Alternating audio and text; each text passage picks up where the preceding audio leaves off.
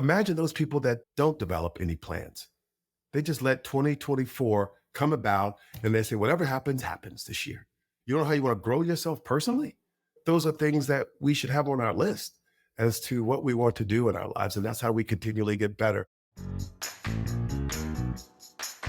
This is Lead with Culture. I'm Kate Volman, and on this episode, we are talking about leadership. We're talking about football. We're talking about all the things because my guest is Darrell Gordon, who was a starting outside linebacker of Notre Dame's 1988 national championship football team. In recognition of his team's athletic performances, Gordon was honored as a White House guest of both former President Reagan and President Bush Sr. Since 2001, Darrell has served as CEO and president of the Wernle Youth and Family Treatment Center in Indiana. His extraordinary leadership and determination have transformed that organization, which was truly struggling, into one with a positive national presence. Darrell's dynamic personality and ability to motivate himself and others helped to direct his Wernle team to the 2005 Achievement of Excellence Nonprofit Organization of the Year Award. As an author, speaker, and business leader, Darrell has appeared on many national talk shows, news broadcasts, and commercials discussing topics on youth development, student athletic success, dealing with change, organizational development, and the need for character. He is also the author of Change Does Not Occur in a Flash. I hope you enjoy this episode. Darrell, I am so excited to be chatting with you. Thank you so much for taking some time. Well, it's a pleasure to be on your show, Kate, and I'm excited about being here with you and talking a little bit about Notre Dame and the Dream Manager and life heading up Wernle Youth and Family Treatment Center. So I'm excited about this. So let's have a good time today. Yeah, absolutely. All the things, all the things. My friends would probably laugh that I'm interviewing you because I am not the biggest football fan in the world. So they would probably be like, do you even know him? So I will put it out there because I think athletes are so fascinating. I love talking to athletes because there's a lot with having to be part of a team and being a championship team and in business and leadership. So there's a lot to learn there. So you were part of a championship team at Notre Dame in 1988. I mean, I'm sure you get this question all the time, but what is that like? Or what are some of the most memorable moments from being part of Notre Dame's national championship football team? It's interesting, Kate, because you talk about the most memorable moments. That's a different question than my football experience, because some of my memorable moments was my first year there. And when I arrived on this respective campus and I look and I see this basilica, this beautiful church, right? It is one of the most beautiful churches in the world. And I see this golden dome and I see all the student body that are as kind as they want to be. And I've come from a small community in New Jersey called Hillside, New Jersey. So more urban centered and not as serene as the Catholic institution, Notre Dame. So interesting. I got so caught up my first semester there and I was redshirted my first semester. I had a lot of time. And unfortunately, I didn't put that time in my academic endeavors. I put it in how much I could spend in staying out till 3 a.m. and how much I could party with my friends and those other players that weren't playing. And it caught up with me after my first semester. And I remember the dean of Notre Dame coming to me and he says, Flash, he said, how'd you do this year? I said, I think I did really well. He said, oh, okay, well, I want to show you how you performed this semester as your first semester here on the campus of Notre Dame. And I looked and that GPA was so disappointing. And he looked at me and he said, and I have no shame in this process because I think we all should be aware, right? He said, your GPA is low enough that we're going to have to place you on probation. And as a result of that, he said, we pride ourselves in graduating 98% of our student athletes. We're either number one or number two to Stanford every year.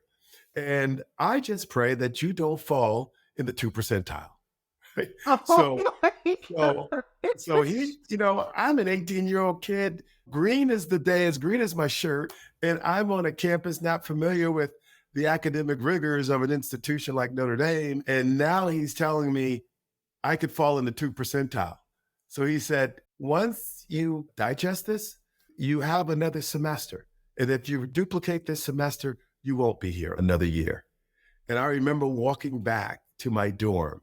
And just imagine an 18-year-old walking about a quarter of a mile back to his dorm, thinking about going back home. They may be sending me back home. And my home environment wasn't the best environment. It was a challenging environment. So it was really a blessing to be in the space of Notre Dame and be on that campus and to be around Christ and all of those great things. And at the end of the day, I thought maybe I would leave, but I had this epiphany that I'm going to do better. I'm going to really take this opportunity to really excel academically. And after that, I set a schedule up, Kate, that you wouldn't believe. It was as vigorous as it could be. After practice, 8 o'clock, I would walk to our library, which was, I think it was 12 stories tall, something like that. And I would always go maybe the seventh or eighth floor, hide out. Nobody would see me. And I would just study until 12 o'clock. And then when I was done, I'd work my way down the stairs. And I remember every day at around 11:45, you'd hear the intercom in the building and it says, ladies and gentlemen, please gather all your belongings, but we'll be closing at approximately 12 o'clock. And it was rocket science to me. And I'd get down to the last stairs and I'd be walking out the door. And Sister Johnson used to be every day at that door. And she'd say, Flash, look forward to seeing you tomorrow. And that's how my life changed, where these situations in our lives causes us to make dramatic changes, which is what I wrote my book on, the process of change. And 80% of the American people really never change until they experience a severe degree of discomfort. 80% of us never do that until we experience that discomfort. So you can see the discomfort I was living in. And I decided to make that dramatic change so that I could excel. And thereafter, I did extremely well, finishing up the semester and the rest of the year at Notre Dame. But it was my wake up call. So that was my most memorable. I'm not sure it was positive, but it was memorable for me, for sure. Well, it's so interesting because although not positive at the time, I wonder how much that influenced your ability on the field to be the best player you could possibly be because of now you have this rigorous discipline that you had to put towards your academics.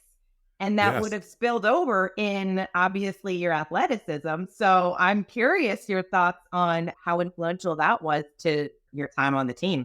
You hit another bone of contention, right? Because now my focus is academics and I'm just thinking about trying to be the best student in the class. And I forget that I'm there to participate on this historical grounds and play for one of the most historical universities in the world, right? And one of the most historical football programs in the world. And I wasn't putting much effort in, but thank God I was gifted. I say that modestly, right? I was just gifted. So I had to put a lot of work in. And I remember my challenge was my sophomore, junior, senior year, I started as an outside linebacker. And after my senior year, we lost in the Cotton Bowl pretty decisively. And as a fourth year, coaches normally ask you to come back if you have an extra year. And I had an extra year because I got redshirted my freshman year. So I got the phone call from the secretary. The secretary says, Hey, Flash, coach wants to meet with you. This is right after the bowl game. So I said, I'll be over. And I worked my way over to his office. And I remember walking in and I sit down on this chair in front of his cherry wood desk. And I remember seeing him and he's leaning back with his feet on the desk and he's smoking this great aroma pipe. And behind him is this armoire with all of these historical pictures of former presidents and major celebrities. And wow, this guy is really a major player in the football arena. Now he's new, he's 2 years into the business. And I knew what he was going to ask me. It's a coach's dream to bring back a starter as a fifth year. Now, if the guy hasn't been playing, you're not interested in bringing him back. But if he's a starter, it's not even a question. Would you please think about coming back if you're not going to the pros? So I was just waiting for him to ask, and he was going to make the big ask, right? I'm sitting there and I'm leaning back, and he says, Flash Gordon, I don't want you back next year. And now I'm back in my trauma state, Kate, right? Because I'm sitting here and coach is saying he doesn't want me back. And I'm like, Coach, what do you mean? I'm a starter. Like How dare he? exactly. How can you say that? And he responded back. He said, the alumni is on my butt. And the administration is on my butt because we're not winning football games. We finished not in a very positive way. And I have to produce. And I brought these great kids on, and they are expected to play. And I promised them they would play. And they were some of the best kids in the country. as freshmen and sophomores, right? And I was a senior at the time. And he said, so I'm going to let you go. You don't have to worry about coming back next year. I'm like, coach, I haven't went to the combines. I haven't gotten an agent. You should have told me this earlier. He said, well, I'm sorry. I said, well, coach, listen, you have to reconsider. And remember, I'm a 22-year-old kid at the time. And I said, I'm not ready and I'm not prepared. And I wish you would have told me this right after the season. And he says, listen, I got to go recruiting. I'll come back in 2 weeks. Once I come back, I will then think through it and I'll let you know what my decision is. I said, fair. And I'm walking back to my dorm and it reminds me of my freshman year. And I get back to my dorm, Kate, and I am so mad. And remember, a 22-year-old kid, when somebody says they don't want you, you just said, I'm leaving. I start packing my bags and I said, not for this, like most kids would do. If you don't want me, then I'm out. Instead of really focusing on what it is that I needed to do. And I had the epiphany again, and it was about change. And I said, I'm going to prove to him that he needs me, and I'm going to be the best player that he ever had. And I remember those 2 weeks, I went to my weight coach and I talked to him about working with me 2 days a week, 2 days every day for 5 days of the week, which was 10 days. And I went to my position coach. I said, would you watch film with me once a week for 2 hours, Monday through Friday, for my prior film and the future teams we're going to play? He's like, Darrell, no one ever asked me that. I said, I just want to be ready for the season. He said, well, I'm in. I'll have you ready. And the weight coach was excited. He said, no one ever asked me for one-on-one training. Normally it's done through a group. But if you want to, Flash, I will prepare you 2 hours every day for 5 days a week. And I did that. And when I was done, 2 weeks later, coach comes in and he says, I made a decision. And unfortunately, before he could finish his statement, I said, wait, coach. I had a conversation with the position coach, my own position coach, and we're going to work 2 hours a day, every day a week. And I'm going to learn, we're going to watch film, and I'm just going to get better. And then secondly, I had a conversation with my weight coach. And me and him are going to have 2 hours a day, 5 days a week during the summer, and we're going to work. And I'm going to develop my body and my skill set. And what I will offer you is every day in practice, I'll give you 120%.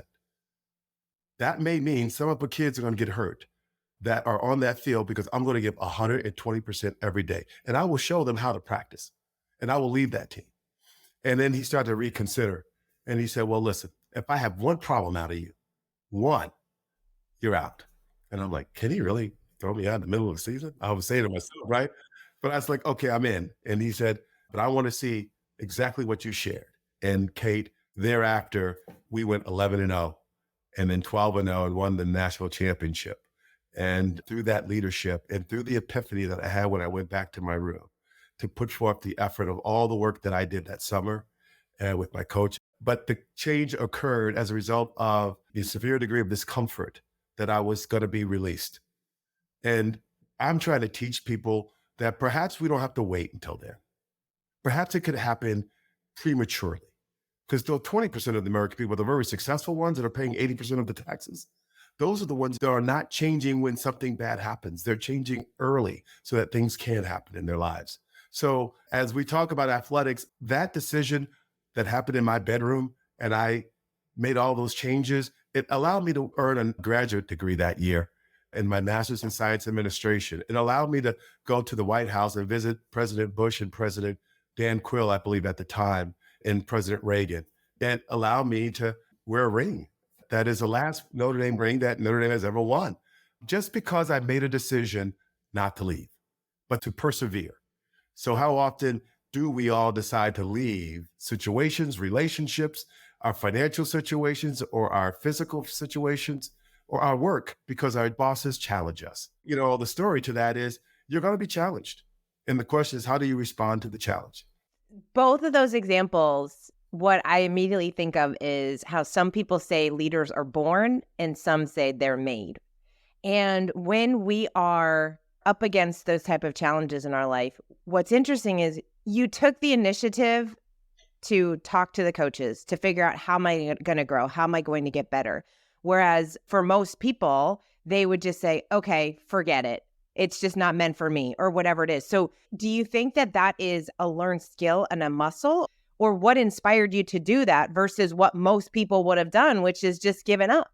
Both. In the first scenario, I knew I was going back to something that wasn't going to prop me up. It allowed me to be better than I was when I left there. And so many people when I left, it's like, we're cheering for you, Darrell.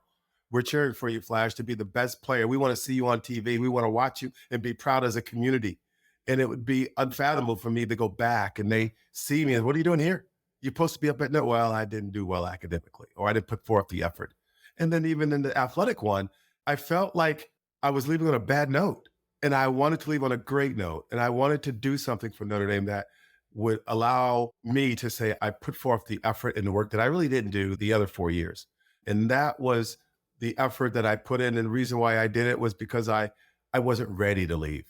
And I think sometimes people don't think that far ahead, because I was already thinking about getting a master's degree for free my 5th year, right? I was thinking about, well, we're going to have a pretty good team next year. I look forward to that. But I wasn't willing to put forth the effort until I was challenged. And then that's when I think I turned it on. So you win the championship. I can only imagine just how incredible, insane, amazing that felt. What did you do and how did you feel the next morning when you wake up and you're like, whoa, that really happened? Wow, yes.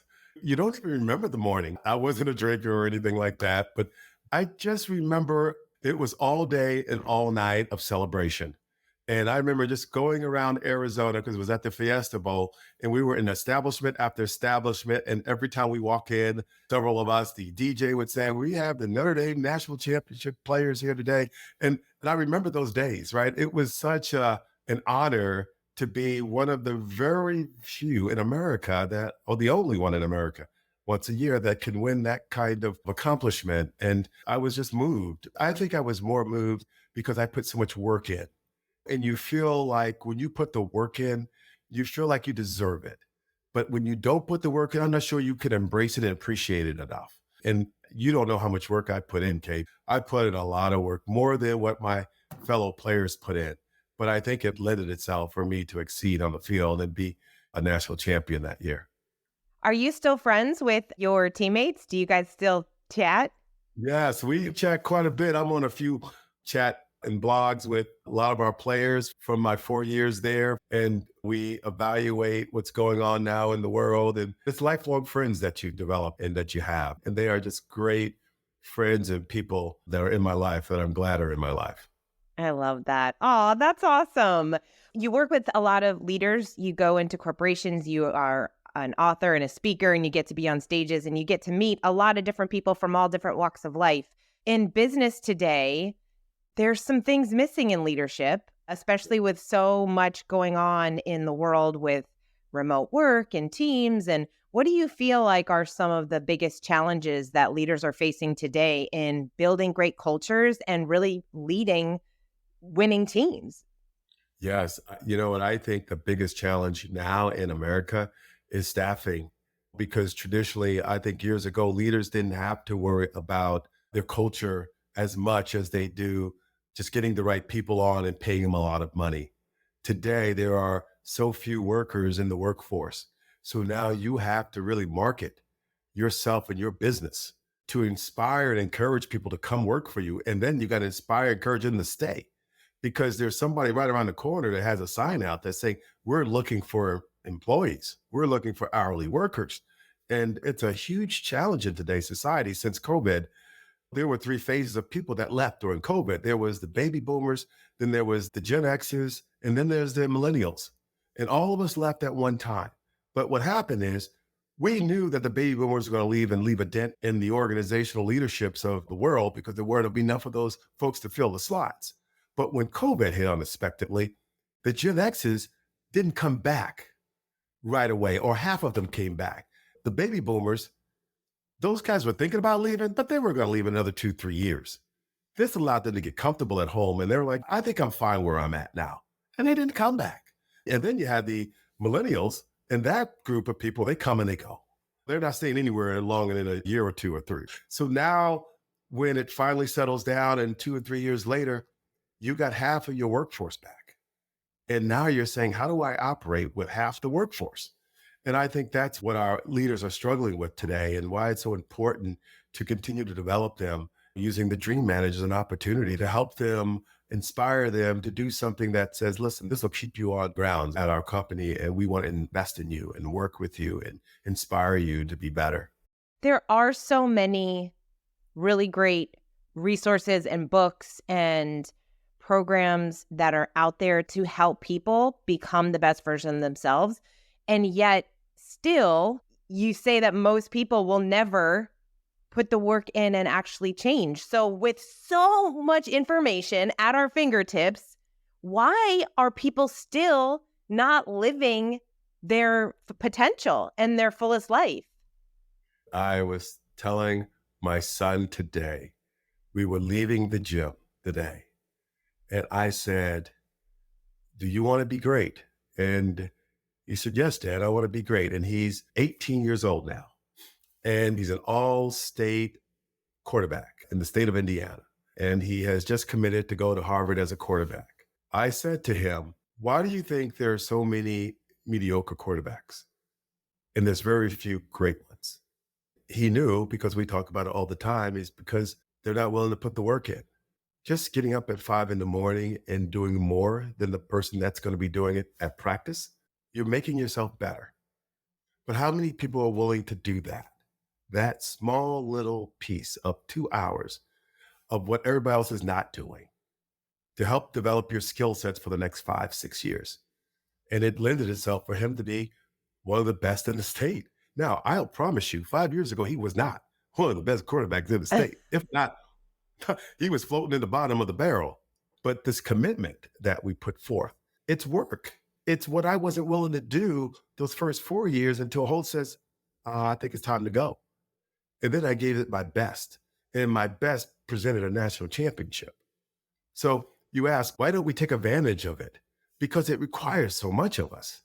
And how many of us are willing to put that kind of work in every day to understand the fruits that will be delivered if we do it? We decide, let's just see what happens. And that's how we live our lives. So even in strategic planning, I try to have a plan every year to where I want to do it, what I want to accomplish. But imagine those people that don't develop any plans. They just let 2024 come about and they say, whatever happens, happens this year. Like, you don't have a direction. You don't know where you're going. You don't know what you want to do financially, academically, in your relationship, spiritually. You don't know how you want to grow yourself personally. Those are things that we should have on our list as to what we want to do in our lives. And that's how we continually get better. But I think some people, it's just lack of knowledge. And then some people, it's work. Some, it's a combination of both. It just lends itself to mediocrity in the world. And do you think that people are just comfortable living with that type of mediocrity? Yes, unequivocally. I think until we experience a severe degree of discomfort, okay, I'm going to go back to my book. And there's 5 scenarios in our financial life. We'll continue to spend until we're talking about bankruptcy or until we can't pay the mortgage. Then we step our game up and start to do something. Or better yet, in our relationships, until we get those divorce papers, then we say, I'm going to be a better husband or a better wife. Or until the boss says, here's a pink slip. If this happens again, I'm going to have to let you go because you've been late 5 times. And then, because we're comfortable, we're good being mediocre. Yeah. Right? And then we don't do anything. Or physically, when we know we should be getting up and running, exercising, eating healthy, until the doctor comes and says, listen, you have high blood pressure. If this continues, you'll have a heart attack in at least a year. Then I'm going to the gym and I'm going to work out. So all of those scenarios talk about none of us change until we experience a severe degree of discomfort. Even better, spiritually, how many times do we get on our knees and we say, God, if you get me out of this, I promise I'll pray every night before I go to bed, and I'll go to church every Sunday. That's how we operate. We stay mediocre until something happens. And it's a shame that we have to move people. But the great leaders understand that, and they know what they have to do to people to get them at their best. Great coaches do that every day. They get those kids to play at their best every week, and they have to have a skill set to do that. Yeah, it's why people stay at jobs, stay That's in right. relationships, because it's like, well, it's not horrible. I get my paycheck. And meanwhile, they feel like their life is being like sucked away. And Exactly. there Yeah, are other opportunities out there. And I think that right now there's such an opportunity for leaders to really become great coaches that people are drawn to, that they feel like, I want to go work for this person because I feel yeah, like I'm going to learn and grow. And when you right. get into that mindset and you start to see how it impacts other areas of life, I just feel like that in and of itself is motivating to think, oh, I'm growing and becoming a better individual. You obviously get to work with a lot of wonderful youth over at Wernle. So tell us a little bit about the work that you do, and then I want to dig into Dream Manager. Yes, yes. And our responsibility here is we are providing therapeutic intervention for young men and women that have been abused, neglected, or abandoned. So these are kids from the ages of 6 to 21 years of age. And they've had tough, tough lives. They've been traumatized through physical abuse, sexual abuse, mental abuse, abandoned, neglected. And they come to us to be lifted back up and reunited back with their respective families, if that's the right place to go. We've been around for 100 and almost 145 years doing this work and challenging and changing the lives of young men and women in the community of Richmond, Indiana, serving the state of Indiana and parts of Ohio. And as we continue this work, we're also doing more preservation services. We're going into the homes so the kids don't have to leave their homes. And there's a movement in that direction as well to begin to do more of that kind of work and provide that kind of service. We're excited about transforming lives. And we're under the affiliate with the Lutheran Church. We're under the Lutheran mission of providing these kind of services to young men and women. And we try to give them experience, Kate. They're here for about 9 months to a year. We try to give them an unbelievable experience that they can then take back to their homes. Because it's surprising, many of them have never left their block. We bring them to our facility, and some of them are like, what's this thing with the big M? They've never been to a McDonald's. Nonetheless, a restaurant that's outside of a franchise. And we just try to help them with that experience while also helping them through the trauma and through the abuse and neglect. And also, some are very, oppositional defiant. So how do we help settle them down? And it's truthfully because of something that's going on in the homes or mom and dad or the dysfunctions that are happening in the homes. And after COVID, it really escalated kids because kids weren't going back to school. And as a result of that, kids were staying home.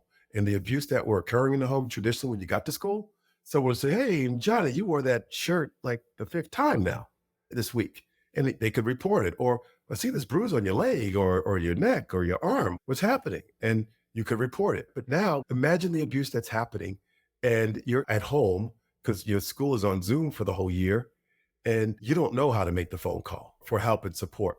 So they never get reported. And now they sit there in the abuse and it really fragments a child's mind as it relates to all that he had to deal with for the year period of time or 2 years, never having the help that he needed. So we're seeing a large number of really dysfunctional kids, troubled young men and women that really need the help that we're providing. We're just being prayerful that we can continue to provide that kind of quality care for young men and women and do it in a very appropriate way. Wow, you're doing really important work, and you are definitely the person to lead that mission. It's a big mission to be on, and we're so grateful that you reached out to us to become a certified dream manager to support the work that you do. And as someone who obviously is quite motivated himself and achieves massive success in all areas of life, Yeah. what inspired you to get certified to become a dream manager and implement the program? You know what I shared with you earlier, the biggest challenge is staffing. And how do we assure that our staff continues to be motivated and you continue to grow them? Because you have to grow them now. It's not all about the dollars as much as it's about the opportunity to help them develop some skill sets that they traditionally haven't had and help them accomplish a dream. If there's a dream that they've always had, how can I help them achieve that?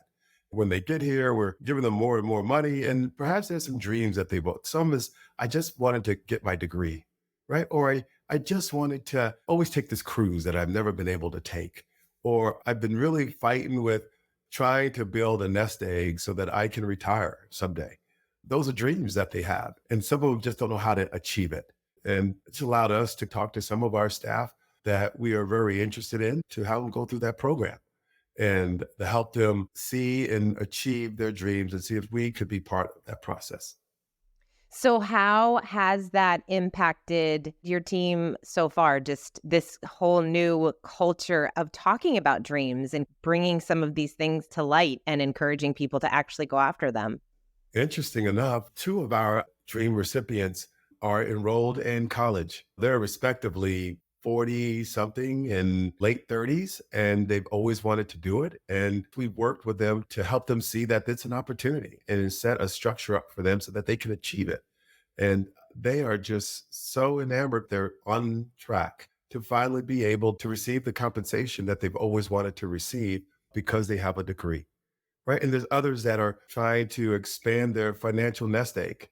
They're doing just unbelievable now and putting a savings program together and getting to where they want to be there, and so everyone's got different dreams, and others is, "I've never had a trip with my family." So we're looking at trips that are all inclusive, that are not that expensive. It's reasonable and from a financial end, but they can bring their whole family, and they're like, "Wow, I never thought I could actually do this." It's been unbelievable. So it's a great program, and I recommend all people be a part and try to find a way that they can help their own staff and their own loved ones to achieve their ultimate dreams in life. That's so beautiful. And I love that you're talking about some of the dreams because what's so interesting to me is their dreams are very attainable. Like they're so much closer than people think. It's just putting them on paper and then having someone like you as a dream manager to encourage them and to hold them accountable and to say, hey, did you do the thing you said you were going to do to achieve that dream? And I don't think people wanna go in and say, "Flash, I didn't do it." I wouldn't wanna do that. Well, sometimes you get that though, right, Kate? But you hope that that is not an issue you get more often than not. Again, most of the people that are in it, you want them to be in it, right? And they are committed to it. Like I was committed to being a better athlete, and I made myself available to these coaches. I think change can occur when you're ready. Until you're ready, it's not very effective. So, the dream manager is really not available for everyone until they're ready to make changes in their lives. And if they want to dream and they got some dreams and they're ready to pursue those dreams, not just talk about it, it's time to move in that respective direction. So, I mean, even academically, I wasn't ready to really be serious about studying every day. But until that situation occurred, now I was motivated, right? And you don't know when you're going to get people motivated and ready to take on that program. But I think once they're in, they're going to realize, wow, why didn't I do this long time ago? Yeah, and sometimes the only motivation to encourage them to know they're ready is to remind them to dream again, take them through that process of, "You do have dreams. You definitely have a lot of Sure. dreams, and you can do something about them." Darrell, you are such an inspiration. I just find it so refreshing talking to people like you and leaders like you who put in the work. We got on the Yes. phone before we recorded and it was just like, "How are you?" Like, "Things are good, but there's always more to do. There's always more to get done." And I think that that's how we often feel is like, "Oh my gosh, no matter what hurdle we get over, there's always more to do and to build." And we always are looking towards this bigger future that we see for ourselves and our teams. And so, what piece of advice would you give to a leader who is working through some people problems? They might be like, I get it. I have to build a great team and attract great talent. What advice would you give to them on something that they can do this year to really build a great culture, to attract great talent and build a great team? I think one of the opportunities is, get involved with Dream Manager, understanding what that program is and how you can begin to focus your attention not on the financial ends of the organization, but on the people and understand what they want. Because if they produce for you, actually, it helps to manifest great production for your company. But you got to think about people first. If you're going to be a leader, you want to be a great one. This is for every organization, it's for every coach, this is for every parent. You start with the people. And if you focus your attention on helping them achieve their ultimate dreams in life, you will find your work so much easier to achieve and you find so much success in the things you're trying to accomplish. So people say, what is my God given purpose? Is to help people reach their ultimate goal in life. That's always been my purpose. If I meet someone, my objective is to help them reach their ultimate goal. And I feel favor in that when that happens. And I will hope to continue to do that. And I thank you, Kay, for just giving me this opportunity to share a little bit about the work that I do and the love of Notre Dame The Love of the Dream Manager and Leading, and the Value of Changes That Occur in the Flash, the book that I would recommend everyone read. It's on Audible, and you can find it on my website. So it's a great, great way to look at transformation. Absolutely. Well, yes, definitely check out Change Does Not Occur in a Flash.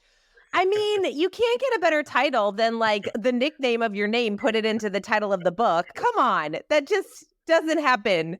It didn't slip by you. I love that. It is so good. It's such a great name in and of itself. And then it's like, oh, wait, but that's what people call me. So we'll put all that in the show notes, as well as I'm also going to link people to the interview that you did with Matthew Kelly, which is a beautiful interview. And you guys talked a lot about like parenting and more about football and like some other things. And so I'll link that as well, because you shared some really great insight on that interview as well, which I really appreciated. I feel like we could talk all day because you have so much insight. I know. So we'll have to have you come back on and chat another time. But thank you so much for sharing your time with us today, Darrell. You are awesome. Thank you for the work that you are doing in the world. And I am excited to see everything else that you do, because you're continuing to inspire even through your stories. I know I can just see a teenage young man or woman reading the book like, wow, like I can do this. I can do this. And you're doing that. So thank you for all that you do. Well, thank you so much, Kate. God bless you, and continue the great work you guys are doing. And I'm glad to be a part of it. Thank you. Oh my gosh, I could have talked to him all day. There were so many other questions that I wanted to dig into. And I hope that we get to have him back on the show, because there's so much to unpack with what he said. I love the fact that he was just so self-motivated to reach out to his coaches and ask for help. Ask them to coach him to get better, because he knew that if he didn't, then I don't know what would have happened. He needed to get better in order to grow and ultimately lead his team to a championship, which is what we get to do with our teams. Every day, we get to always look out for, hey, what can I do to get better and to grow, to not only help myself, but more to grow so that I can help my people grow, so that I can help my people become a better version of themselves. And so I love his stories that he had to share. It really is so insightful around what it takes to change. And to his point, I hope that we don't wait until our back is up against the wall or until things get really bad for us to actually take the next step that we need to take in order to pursue our dreams and to help our businesses grow, to help our teams, and to help ourselves in all different areas of life. So if you are someone who is thinking, yeah, this is my year. This is my year to become the best leader I can be, to lead my team, to grow my business, to finally start achieving some of the dreams that I kept saying that I want to achieve and I'm not doing anything about it, we would love to talk to you about coaching and what coaching would look like. Coaching is the silver bullet to a dynamic culture. It is the one thing that is going to transform yourself and your people so that everyone on your team is growing and getting better, and you start to see a lot of progress and success. So if you're interested in discovering what that would look like for you, then please go to floydcoaching.com. Check that out. We would love to have a conversation with you. Thank you so much for listening. We hope you enjoyed this episode. We hope that there are some things that you took away from Darrell's advice and inspiration to bring back to your teams, to think a little bit differently about your life and how you are leading your teams and your life to get better and to grow. We so appreciate you. Until next time, lead with culture.